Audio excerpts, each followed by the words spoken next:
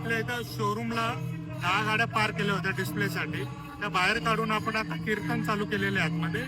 Around 300 लोक आतमध्ये बसून कीर्तनाचा आस्वाद घेतात.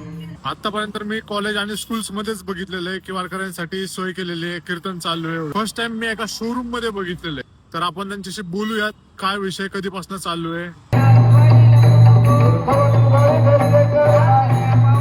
देवकी मोटर्स एलईपी असं आमच्या टाटा मोटर्स शोरूमचं नाव आहे. देव मोटर्स म्हणून ओळखलं जातं. ब्रँड नेम आमचं देव मोटर्स.